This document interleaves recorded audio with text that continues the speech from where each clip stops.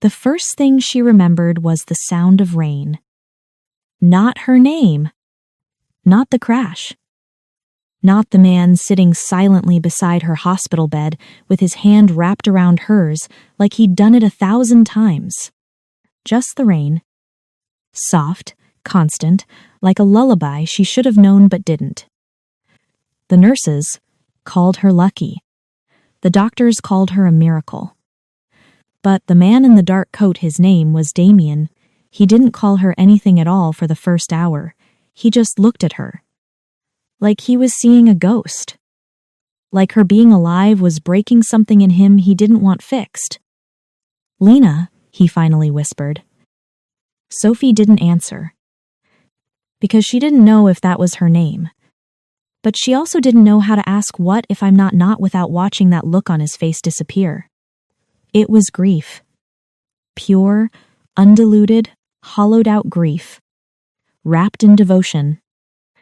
And when he leaned in and kissed her forehead like it was a promise he'd waited a year to keep, she closed her eyes and let him believe she was his.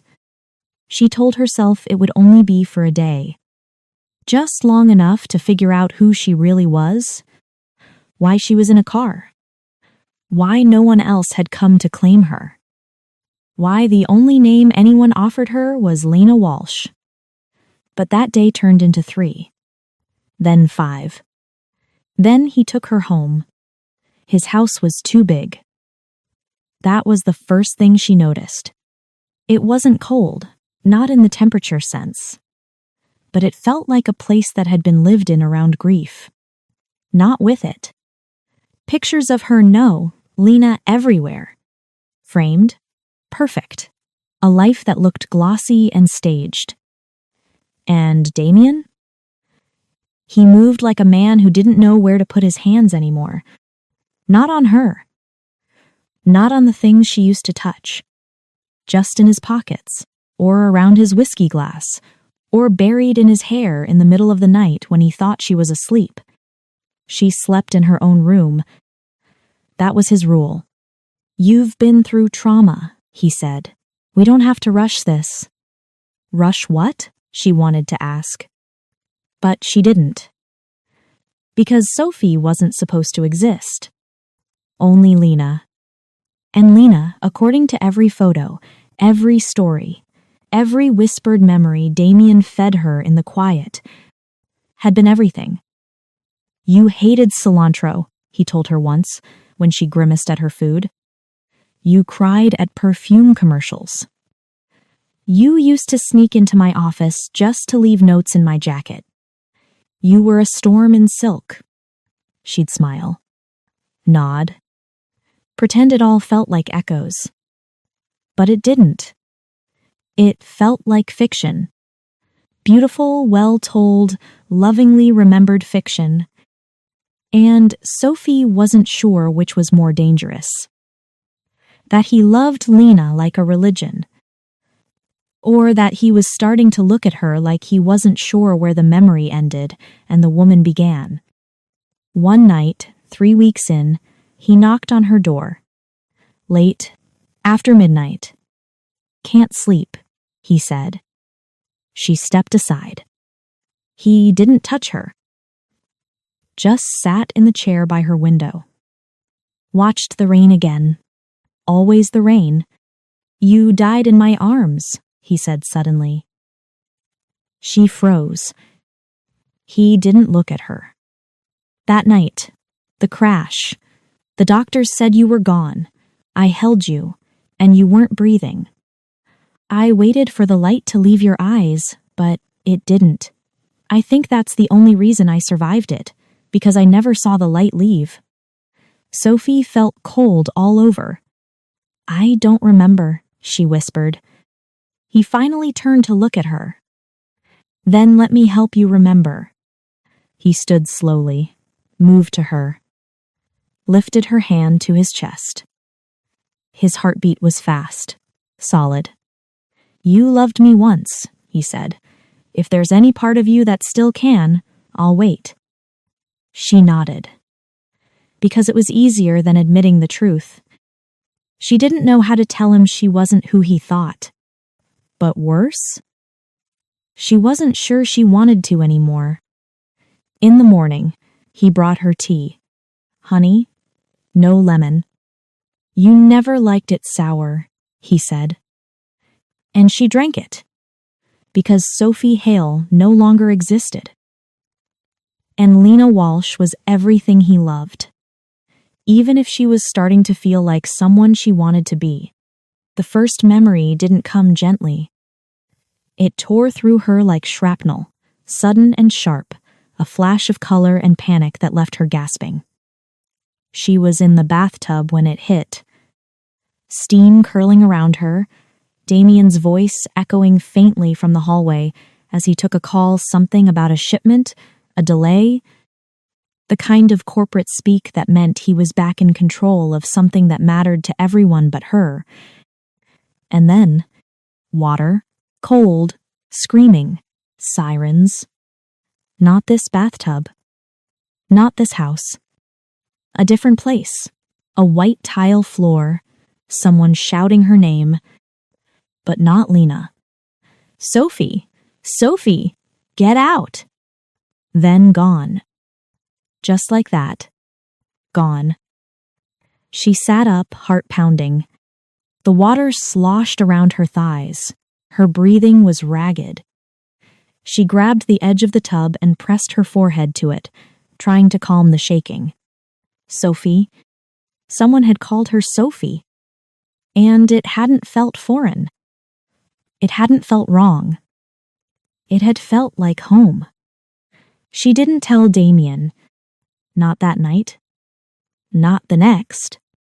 Not even when he kissed her palm after dinner and said, "You're starting to feel like her again." She smiled like she meant it. But all she could hear was that name echoing, desperate, real. The next morning she started searching. Quietly, carefully. When Damien went to his office, she stayed in the library. Lena's books were there, her journals, her life in ink. She opened the first one and felt like she was stepping into someone else's skin.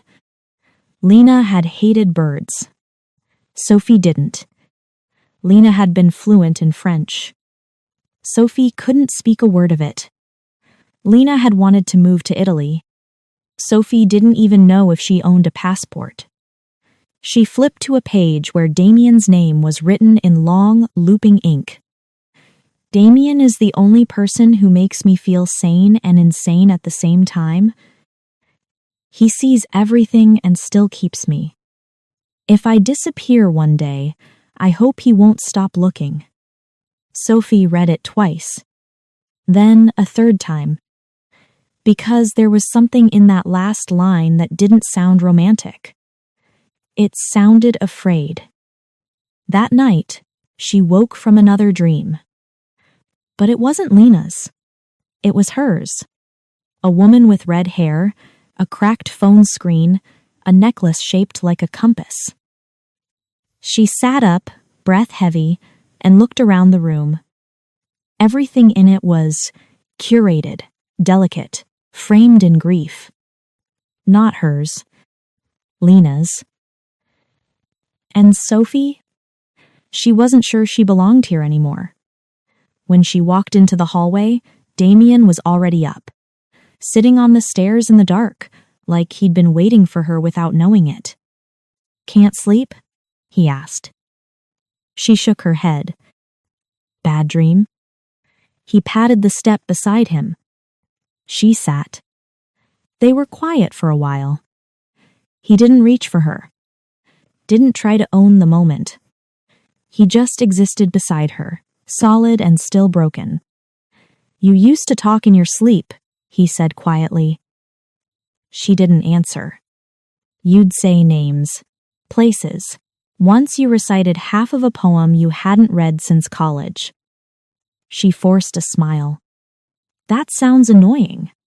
"It was beautiful," he said, "because it meant I was still in your head, even when you weren't awake." She looked down. "Do you ever wonder what else I said?" He stilled. "Sometimes." What if I wasn't always dreaming about you? He didn't speak. So she asked, would it matter? If you're asking if I'd stop loving you, no. Even if I'm not her? Silence. Then, you are her, he said. You came back to me. That's all I care about. She wanted to scream. Not because he was wrong, but because he might be.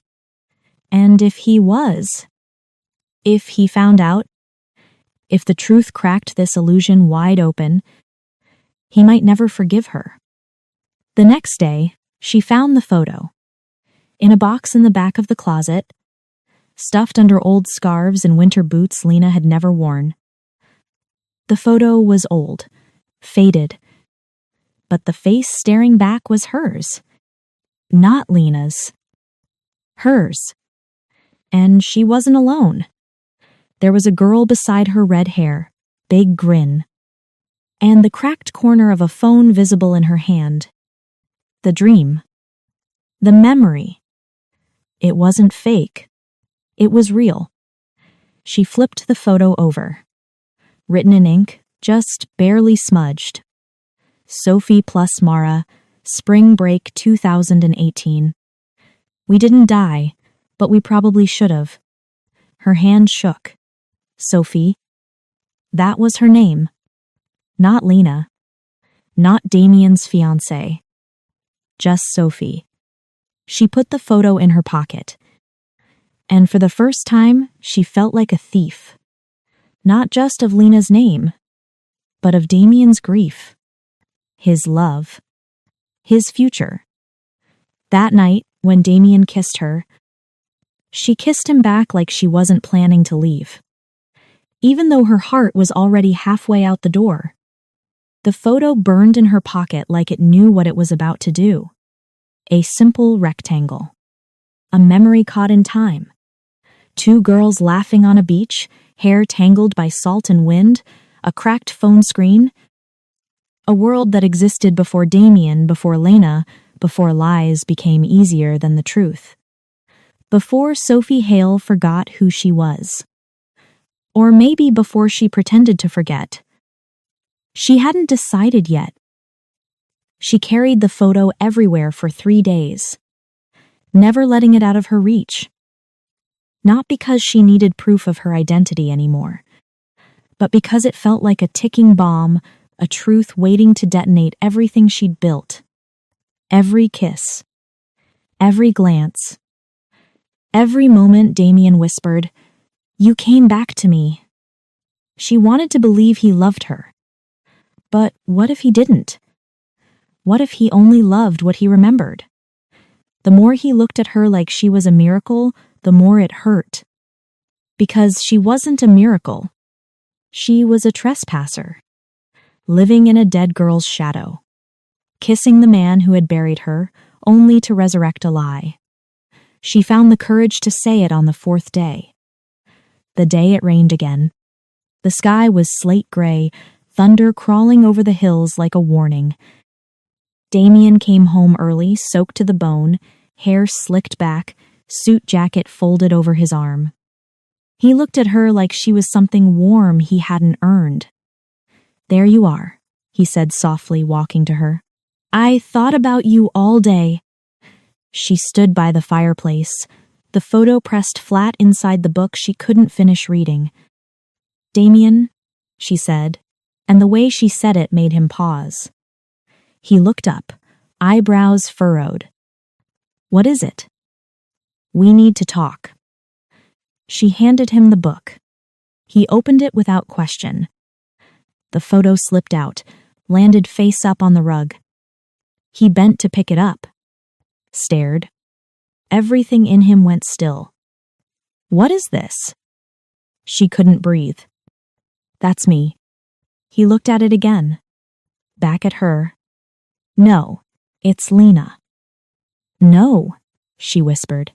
That's not Lena." She stepped forward. Her name was Sophie Hale. She was 27. She lived in California. That's her best friend, Mara. I think they were in college. He stared harder. What are you talking about? That's me, Damien. Silence. No. Yes. His voice dropped. No, Lena, don't do this. I'm not Lena. He stepped back like she'd hit him. Like she'd said the one thing he never let himself believe. You're confused. You had a head injury. They said this might happen. I didn't forget who I was, she said, her voice trembling. I just didn't know who else to be. Stop. You called me Lena, and I... Stop. You loved her so much it hurt to take it away. No. So I let you believe. No. The photo slipped from his hand. His chest rose and fell like he was drowning in air. You're lying. I'm not. Then where is Lena?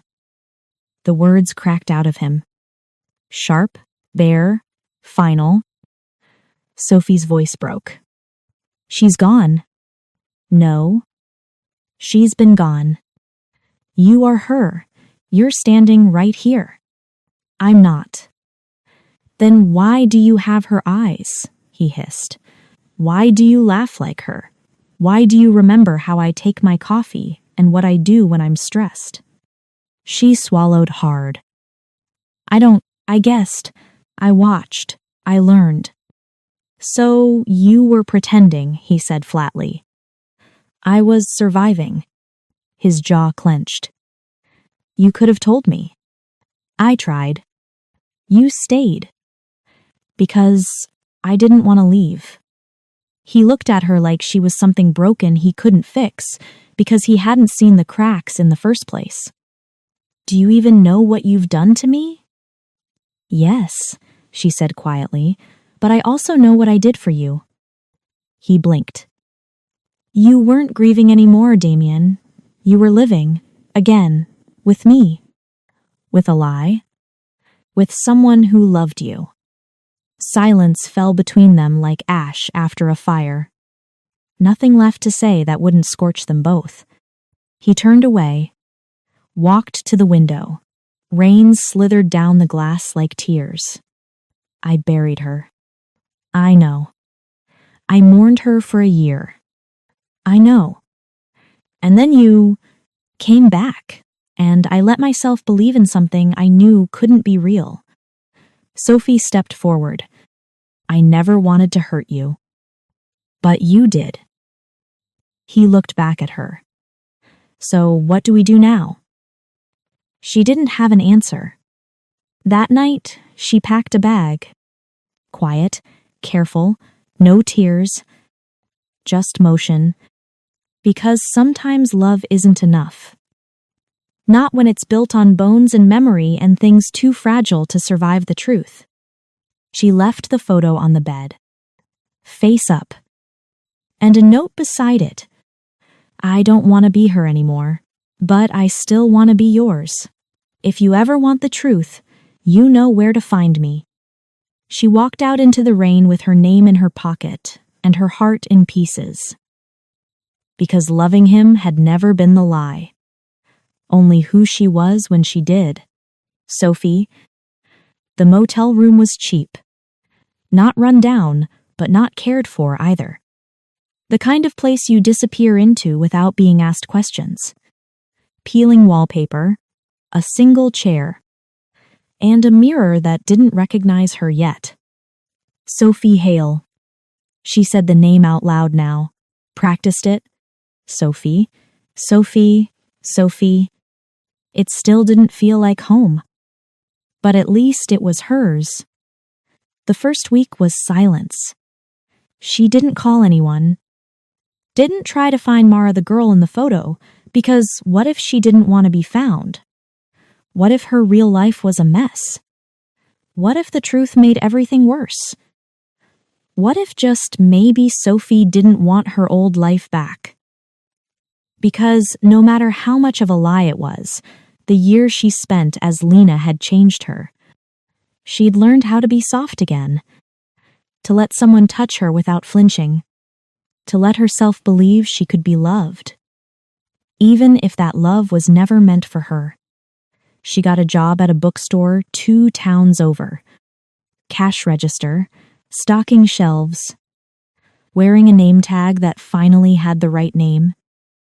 The owner, an older woman named Marianne, didn't ask about her past. She only asked what kind of stories Sophie liked. The ones with impossible choices, Sophie had said. Those are the only ones worth telling, Marianne replied. Nights were the hardest. Not because she missed the luxury. Not because she missed the safety. She missed him. His voice in the hallway. The clink of his glass on the kitchen counter. The way he looked at her like she was a miracle and a wound all at once. Even now, she wondered if he hated her. Or worse, if he still loved her, but wouldn't let himself anymore. Then one Tuesday afternoon, 6 weeks later, she looked up from the register and froze. Because Damien was standing in front of her. Damien? He hadn't followed her. Not at first. He let her go. Let her disappear with her lies and her heartbreak and her name that was never Lena. But every day that passed after, he lost more of his grip on what was real. He stopped going to the office. Stopped answering calls. Stopped drinking, even because grief and liquor were too familiar now, and he didn't want to go back to who he was the first time he lost her. This time, he knew what he'd lost. Not Lena. Sophie. And the worst part? He missed her more. He found the motel through the photo developer's mark on the back of the picture. Small logo in the corner, Shutterbug, Ridgepoint. It was enough. He spent 3 days there before someone from the front desk mentioned a woman who matched her description, renting by the week and leaving before dawn. He found her by accident. Or fate. Standing behind a register, hair pulled back, wearing a name tag that read, Sophie. Sophie. He looked tired. Like he hadn't slept in a month. Or maybe just hadn't rested in a year. And she knew the moment their eyes met. He hadn't come to yell. Hadn't come to accuse. He'd come because he needed to see her again. Maybe just once. Maybe for forever. You found me, she said quietly. I never stopped looking. Her hands trembled as she reached for the edge of the counter. You should hate me. I tried. Did it work? He shook his head. No. She stepped out from behind the counter. They stood face to face in a space too small for everything between them. I didn't mean to lie, she said. I know. And when I finally remembered who I was, you didn't know how to tell me. She nodded. I didn't want to lose you. You didn't, he said, voice rough. I lost you. No, Damien. She reached for him. Her hand brushed his chest soft, uncertain. You let me go, and I needed that. I needed to choose who I am now. Not Lena, not who I was before the crash. Just me. And who are you now? Her voice cracked. Someone who wants to be loved for who she is, not who she used to pretend to be. And what if I do? She looked up at him, searching. Even after everything? Especially after everything. He pulled something from his coat pocket. Not a ring, not a grand gesture. A photograph. A new one. Of her, smiling. Sitting on the library floor back at his house. Surrounded by books she never remembered buying but learned to love. You were pretending, he said. But this wasn't fake. This is the woman I fell in love with. The woman you thought was Lena. No, the woman who wasn't, she broke. tears spilling down her cheeks before she could catch them. Because she'd prepared herself for hatred. Prepared herself to be forgotten. To be punished for every choice she made in fear. But not for forgiveness. Not for love that had survived the worst of her. He stepped forward.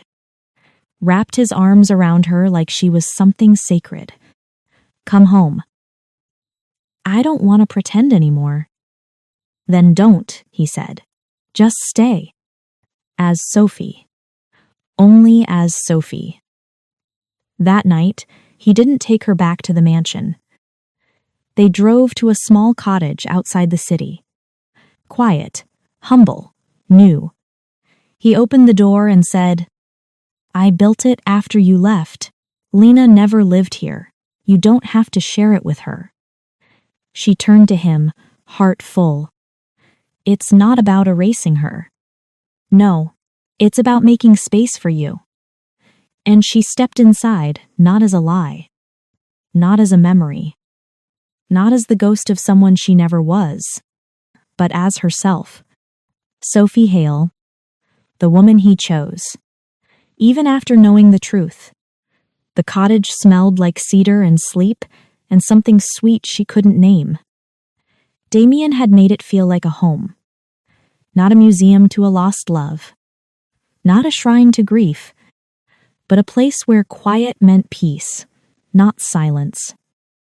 For the first time in a year, Sophie Hale breathed like someone who belonged in her own skin. They took it slow. No big declarations. No promises they weren't ready to keep. She unpacked 1 box a day. He asked if she wanted lemon in her tea instead of assuming she didn't. They relearned each other, not as Lena and Damien, not as grief and guilt, but as Sophie and the man who'd once mourned a ghost. You talk in your sleep, he said one morning, smiling over coffee. She groaned. God, what did I say? Something about honeybees and misplacing a shoe. Sounds like me. No, he said. Sounds like you. And she smiled. Because he meant it. Sophie got a new ID. New bank account. Reclaimed pieces of her past gently, carefully, no sudden shocks. She even called Mara. It took 3 tries. The first time, she hung up before it rang. The second, she listened to her best friend's voicemail and cried. The third time, Mara answered. And screamed. They met in a park. Neutral territory. Mara wore the same necklace, compass-shaped, gold, always slightly off-center. Sophie couldn't stop staring. You're real, she whispered. So are you, Mara choked out. They hugged for what felt like hours. Then Mara pulled back, eyes sharp with the kind of pain only someone who's mourned you can carry. Where the hell have you been? And Sophie told her everything. Every broken truth. Every lie. Every night she spent as someone else's dead fiancé. Mara didn't interrupt. Just listened, tears running silently down her cheeks. You should have called, she whispered when it was over. I didn't remember, Sophie said, and when I did, I didn't think I deserved you. You don't get to decide that. Then Mara grabbed her hand. You're my person, Sophie. You were before everything. You still are. The past, it seemed, was forgiving her. But forgiveness, she was learning, didn't mean forgetting. The first sign that something was off came in the form of a letter.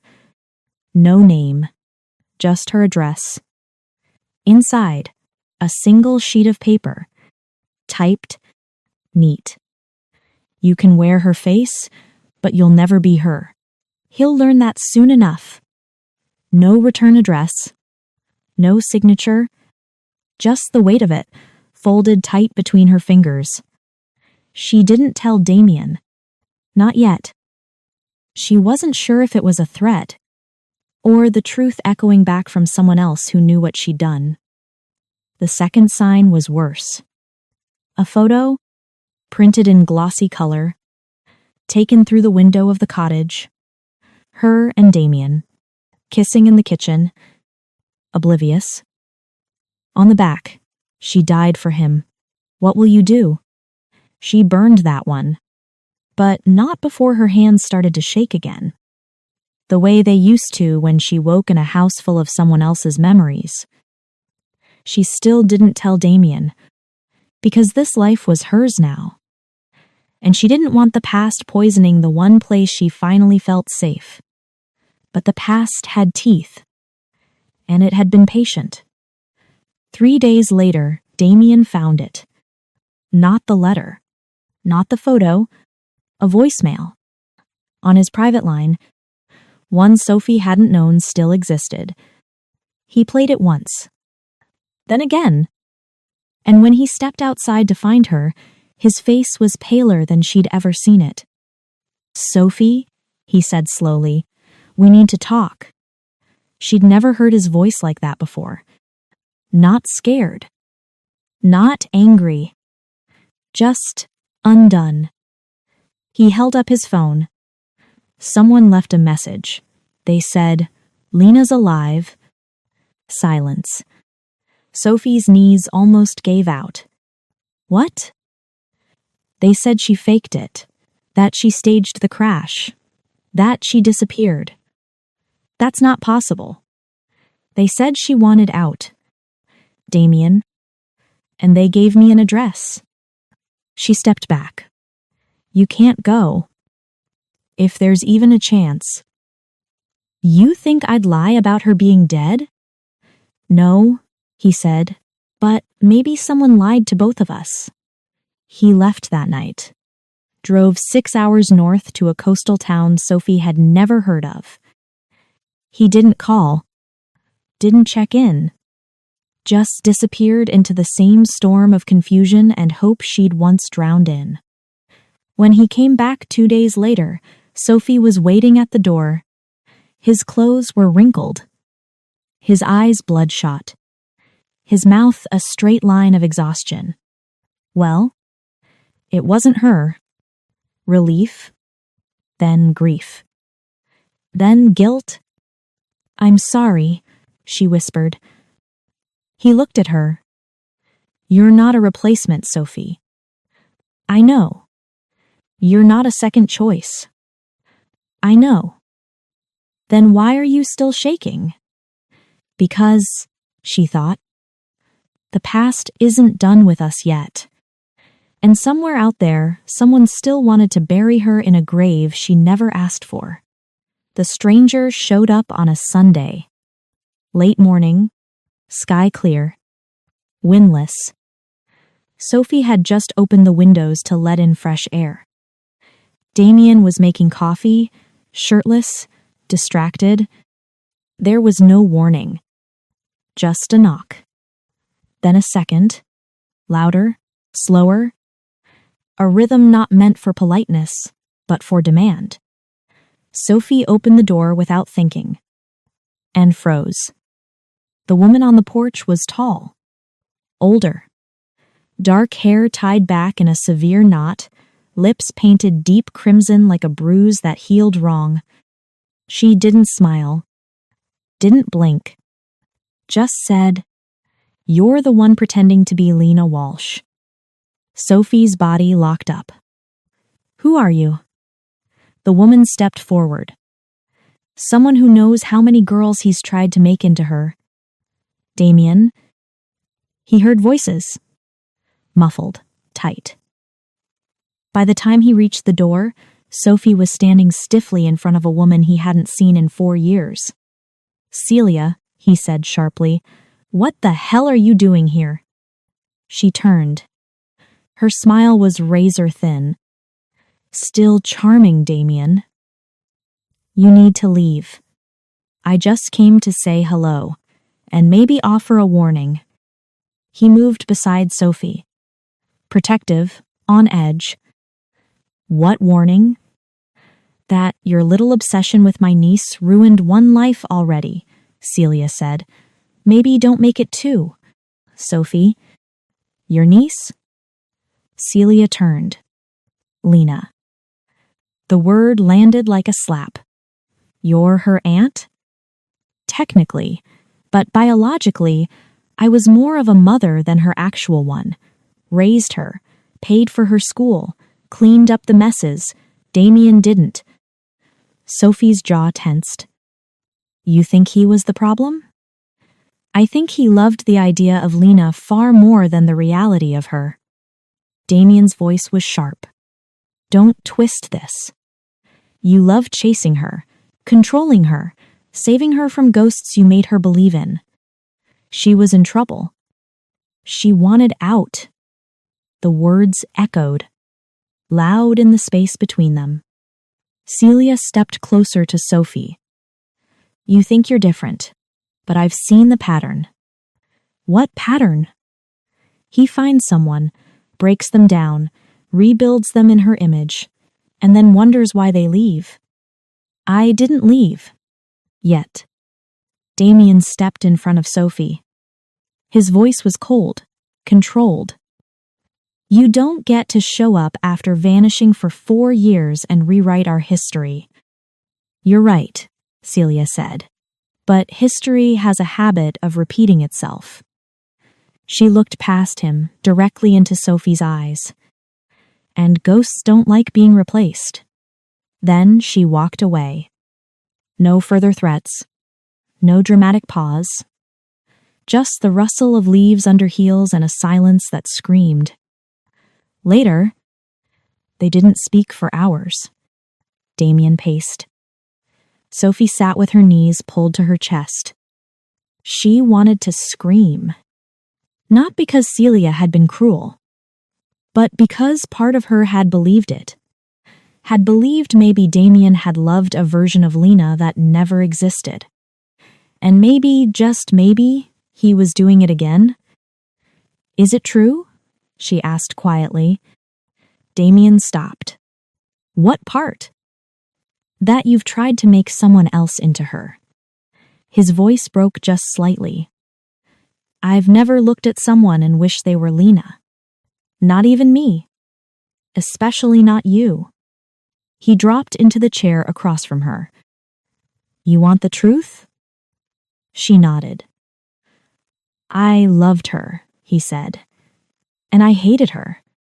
Why? Because she never let me help her. His eyes glazed over not with tears, but with memory. Lena was drowning, and I kept trying to throw her ropes made of guilt and devotion. She didn't want to be saved. Not by me, not by anyone. So she ran. Yeah, and died. He shook his head slowly. Or chose not to be found. Sophie leaned forward. Do you still wish it was her? If it were, I'd still be chasing something I couldn't catch. And now? Now I'm terrified of losing something that's real. He stood, moved toward her, sat beside her. Sophie, when you came back, I thought God had given me a second chance. I thought it was Lena. I wanted it to be Lena so bad it blinded me. But it wasn't. No, he whispered. It was something better. It was you. She leaned her head against his shoulder, closed her eyes. Do you think she's really dead? I think if she wasn't, she'd have come back to haunt me by now. Sophie exhaled. What if Celia does? Then we let her. And the past? We bury it, he said, but this time for real. That night, Sophie went to the mirror, stared at her face. Not Lena's. Not a replacement. Just hers. She whispered her name. Sophie Hale. Then louder. Sophie. And for the first time, she didn't flinch at the sound of it. She thought the hard part was over.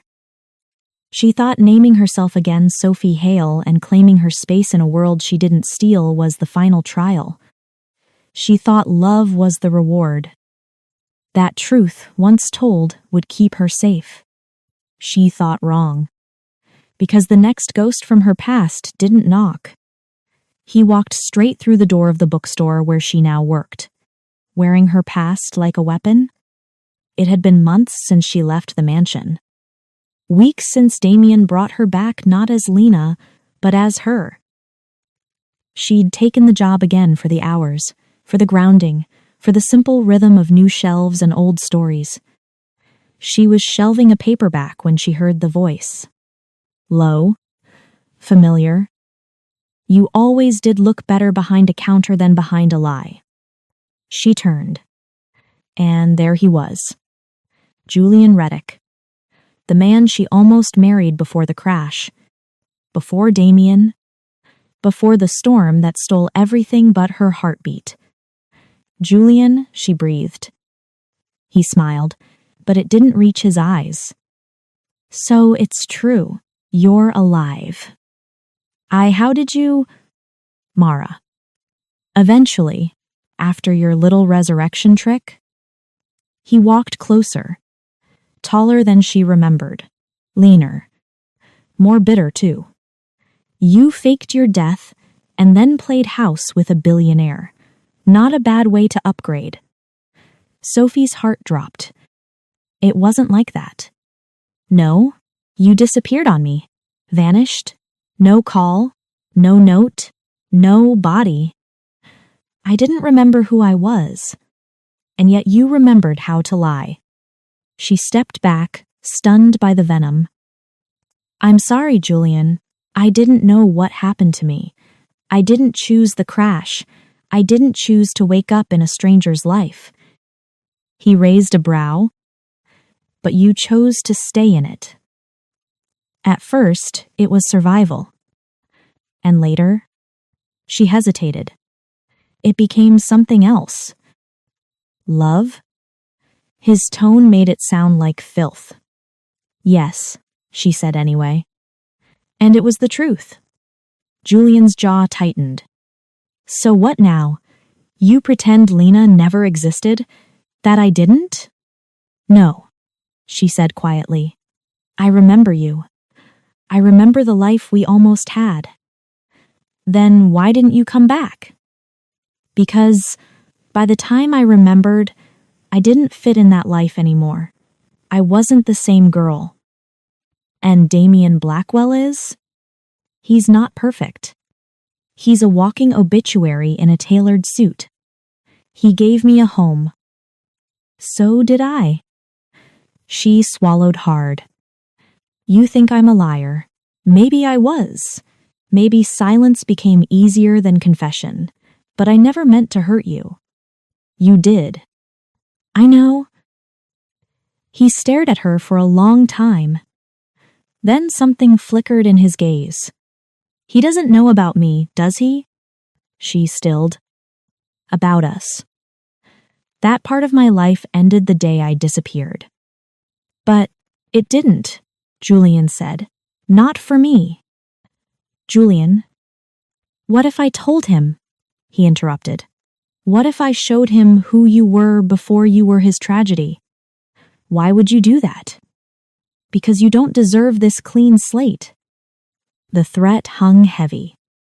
But there was something broken in his expression, something bruised. Not cruelty, just grief wearing armor. What do you want from me? He didn't answer. Closure? Control? Punishment? A reason to forget you, he said, because for a year I mourned someone who left me willingly. I didn't leave you. I lost myself.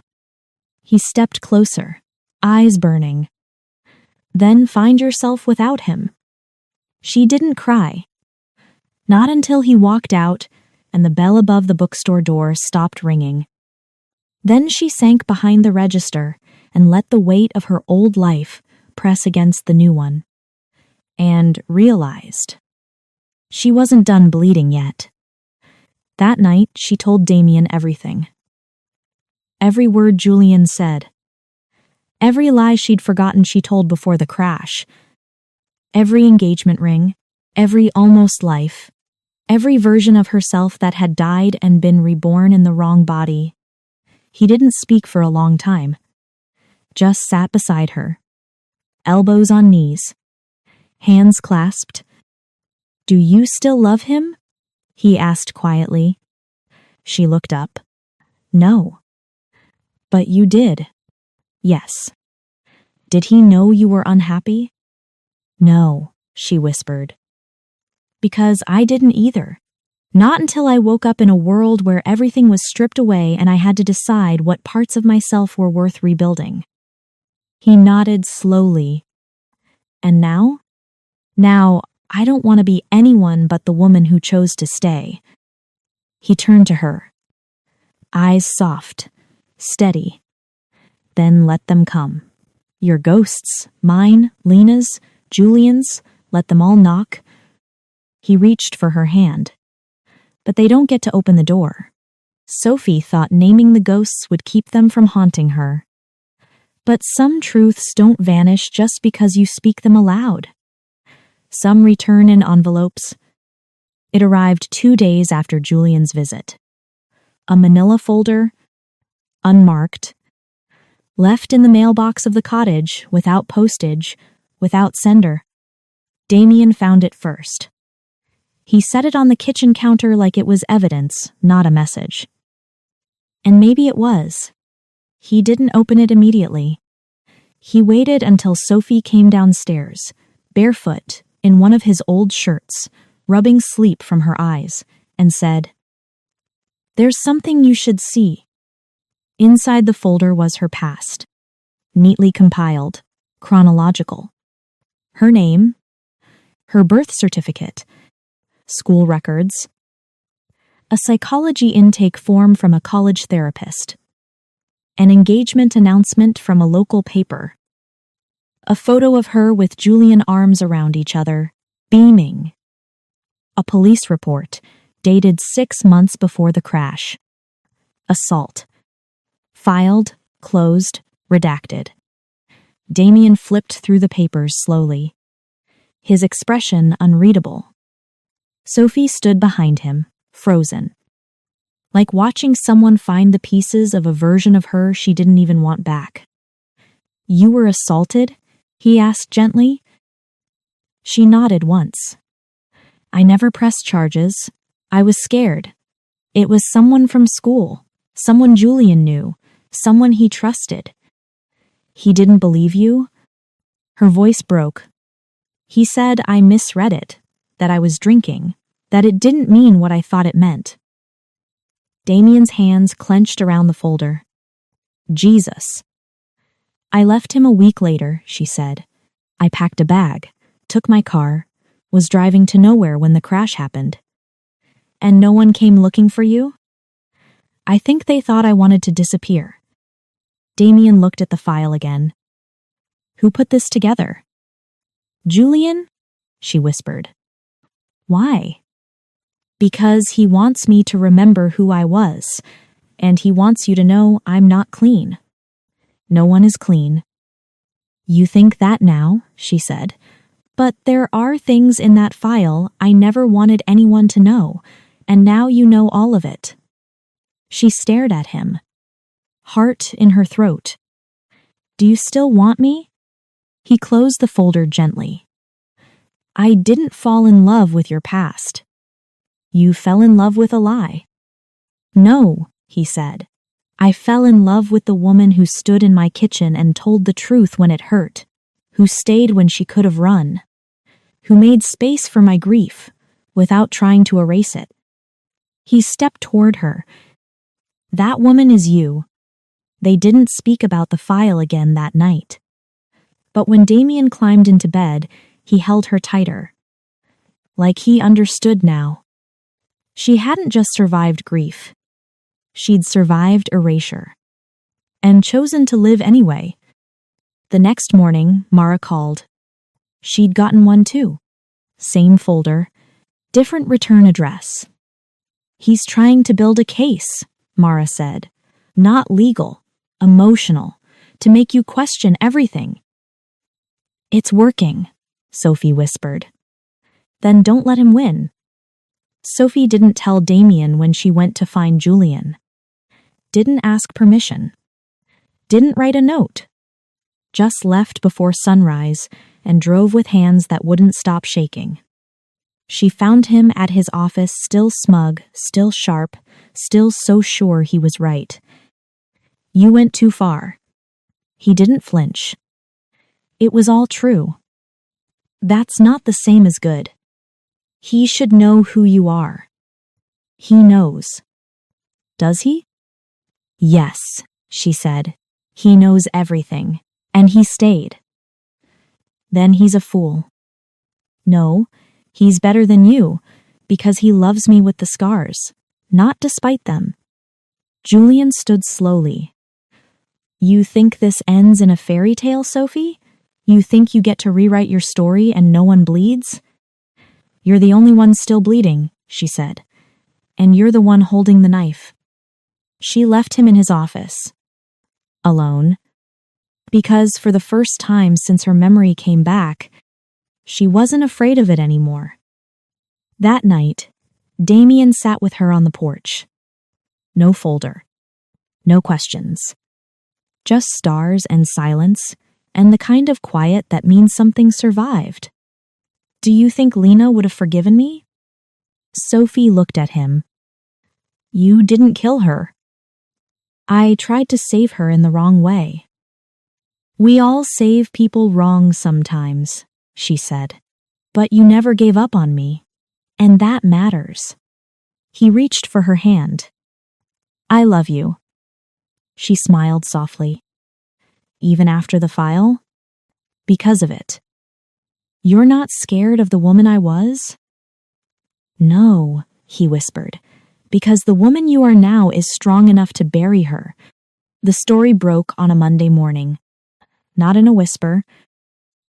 Not in a corner of the internet that could be ignored. But on a screen, a headline.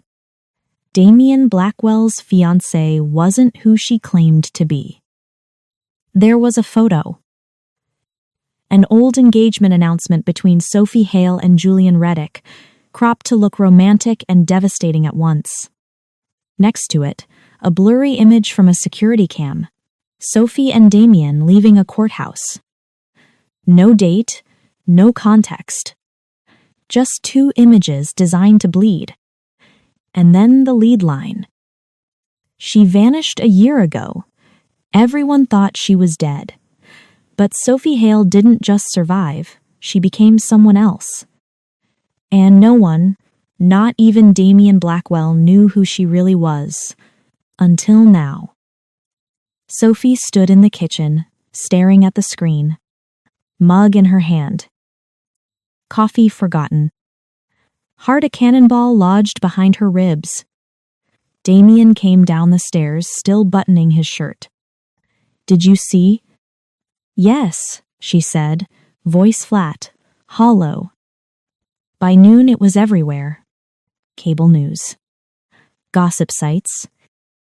Hashtagged on social media like she was a scandal, not a person. Hashtag the Blackwell lie. Hashtag Sophie not Lena. Hashtag billionaire betrayal. Someone leaked the file. Not just to Damien. Not just to Mara. But to the press. Complete with therapy notes and the police report she never wanted anyone to read. Her past weaponized. Not as a truth, but as a brand of deceit. They stayed home that day. Curtains drawn, phones off. Mara called, panicked. Do you want me to come? No, Sophie whispered. I need to face this. You don't need to do it alone. She looked at Damien. I'm not. By the afternoon, a second story dropped. From Julian? An exclusive. His face on camera, sincere, charming, sad. I just want the woman I love to be okay. She went through something traumatic. And then she ended up in the arms of a man who built her life around a lie. I don't blame her, but I think the public deserves to know the truth. Sophie turned the TV off. He's playing the victim. Damien stood behind her. He's scared. Of what? Of what you became without him. By nightfall, reporters were outside the cottage. Lights, questions, cameras flashing through windows, like she was some kind of case study, a cautionary tale. The woman who pretended to be dead, then dared to live anyway. That night, Damien looked at her with something she hadn't seen since the beginning. Resolve. We make a statement. To the press? To the world. What would we even say? The truth. They don't want the truth. Then we say it anyway. The interview was live. Not polished, not controlled. Just Sophie, sitting in a chair across from a journalist who asked every question like it was a blade. You lied about who you were. I forgot who I was, Sophie said. And when I remembered, I was terrified it would take away everything I'd built. So you stayed. Yes. And you let him think you were someone else. At first. Then I told him the truth. And he still loved you. Sophie looked into the camera. Yes. And what about the file? It's mine, she said.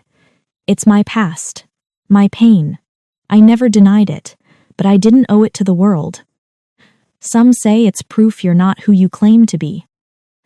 I'm not a claim, she said quietly. I'm a person. I made mistakes. I also survived things that broke me.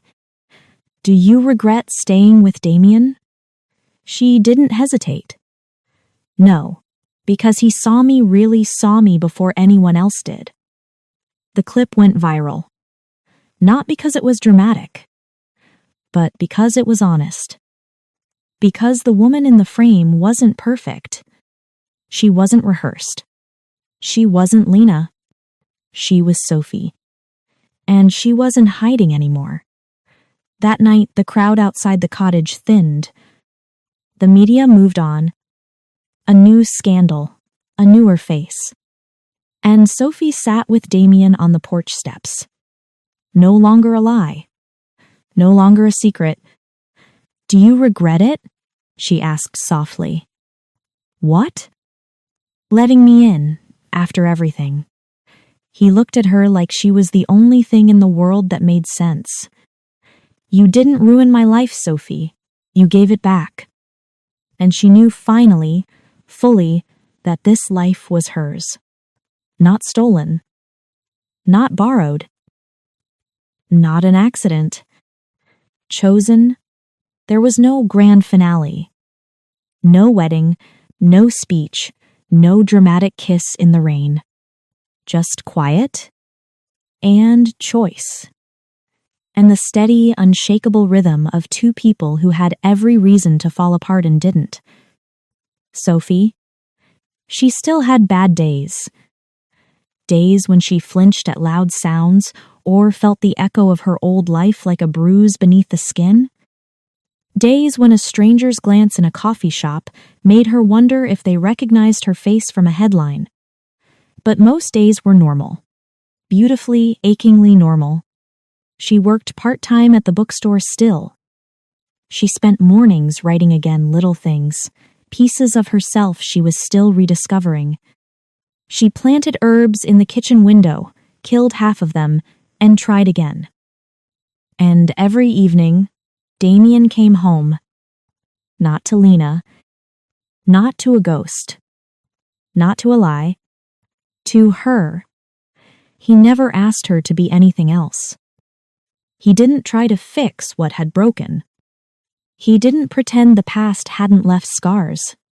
He just held her through the bad nights and made her laugh in the kitchen while the pasta boiled over. This is real, he said once, holding her hand beneath the table. Not perfect, but real. She kissed him. That's all I ever wanted. They never told the world how she really ended up in his life. No interviews, no books, no movie rights. Because it wasn't a fairy tale. It was messy, raw, full of moments where love felt like surrender and truth felt like war. But it was theirs. And it survived. Damien. He sold the mansion. Quietly. Without ceremony. Because it didn't feel like home anymore. Because ghosts had too many rooms there. They bought a small house by the lake. One with creaky stairs and mismatched tile, and a porch she immediately filled with thrifted furniture and chipped mugs for plants. He built her a reading nook with shelves that stretched to the ceiling. She painted the front door yellow. He didn't understand it at first. Yellow? It's the color of new things, she said. And second chances. He still woke up, sometimes reaching for Lena. But it wasn't a longing anymore. It was memory. Soft, faded. A love that taught him how to mourn but not how to live. Sophie taught him that. She didn't pull him out of grief. She gave him something better to walk toward. He never called her by the wrong name again. Not even once. Because that wasn't who she was. Not now. 1 year later. The reporter came back. The one who broke the story. Asked for a follow-up. Offered a full spread in a glossy magazine about survival and love and forgiveness. Sophie smiled gently and said no. Instead, she posted a photo on her own terms. Just one. A picture of their hands, intertwined on a porch railing. No faces, no tags. Captioned, I used to think surviving meant hiding, but this time I survived out loud. The post went viral. Quietly. Hundreds of comments. Thousands of messages. Not asking for gossip, but offering something rare. Understanding. They weren't infamous anymore. They were something better. Real. Epilogue. On their anniversary, not of the day they met or the day she came back, but the day they chose each other, they wrote letters. They didn't share them. They just exchanged envelopes and tucked them away. Maybe for a rainy day. Maybe forever. Inside hers, she wrote, You found me when I didn't even know I was lost. You loved me when I was still learning how to be real. And when the truth could have broken us, you stayed. That's the only kind of love I want to believe in. Inside his, he wrote, I didn't fall in love with a name. I didn't fall in love with a ghost. I fell in love with the woman who stood in front of me day after day and never stopped choosing to stay. That's what matters.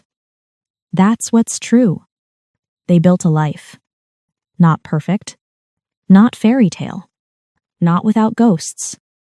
But strong enough to carry every truth that once threatened to ruin them. And full enough to feel like home.